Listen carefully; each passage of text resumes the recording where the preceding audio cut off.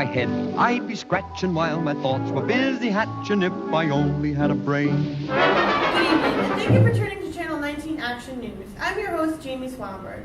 On this edition of Think About It, we'll be thinking about the gender norms in children's aisles and local department stores. Now, normally here on Think About It, we have you, the viewers at home, think about controversial issues, the presidential election, and things that happen in your day-to-day life that you just never really put a thought to. Our job here for Think About It is to have you, the viewers at home, once you turn off the television station, are still thinking about the topics that we discussed here on every Thursday night for a couple days after, to let you really think about it and see the different perspective of things. Now, what we did is we went to local stores in Rhode Island. So we went to the local Toys R Us store and documented how they present their toys in the boys aisle and the girls aisle, as well as we went to the Target, also located in Warwick, and saw their toy selection. Now, these two stores do have a different selection of toys, and we'll get into that in a minute. But normally what we do is when you walk into a toy store or a department store that have the toy section, you have two sections. You have the boys section and the girls section. Now, the boys section is usually consists of a lot of red, blue, and black, and has many monster trucks, guns, weapons, fake weapons, of course, as well as G.I. Joes and hardware selections. Now, on the girls' side, you see a lot of pink, a lot of princesses, dress up, makeup, kitchen attire, everything like that, for the girls to be more domesticated. Before we begin, there's one thing that I want you, the viewers at home, to actually think about during the segment, and that is gender roles in children's department stores, and if gender roles actually occur. So I just want you guys to think about it. So I'm going to read to you a definition of gender roles, and I want you guys to have that definition in the back of your mind during this entire segment, and I want you guys to think about it, and think if there actually are gender roles in children's department stores. According to Gender in Society, gender roles are defined as different expectations that individuals, groups, and societies have of individuals based on their sex and based on society's values and beliefs about gender. So just keep that in mind throughout the duration of this segment to see if gender roles actually are current in children's section department stores, and are we actually colorblind to these gender roles. According to the National Association for the Education of Young Children research, it says that the expectation of boys and their toys give the message of boys are to be independent, assertive, and competitive, and that the impression that their toys gives promotes violence and aggression. The girls are supposed to be passive, sensitive, and supportive. And most of the toys are related to appearance, domestic skill, and nurturing. And the spectrum of toys for girls are carrying from caring to pretty. I don't wanna grow up. I'm a Toys R Us kid. We traveled to Warwick, Rhode Island, to the Toys R Us, to see how the gender norms are in their toy department. And as you can see, on the left-hand side is the girl aisle, and the right-hand side is the boys aisle.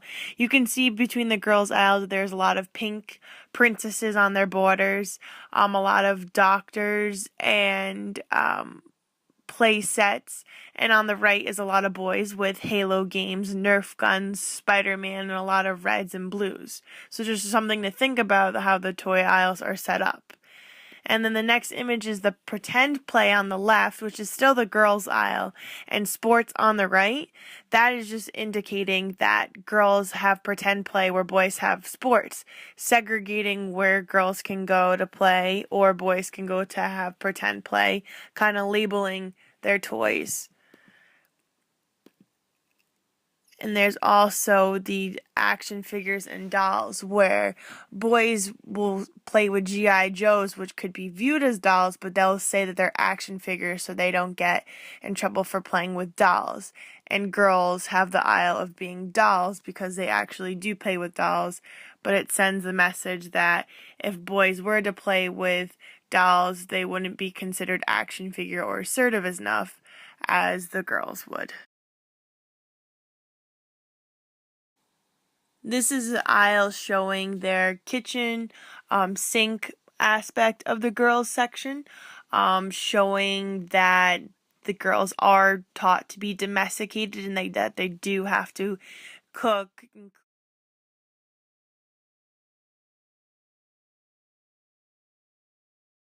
Is the boys aisle, which is directly across from the girls cooking aisle, showing the Home Depot or tools and fixing things that guys are supposed to be doing the outside work.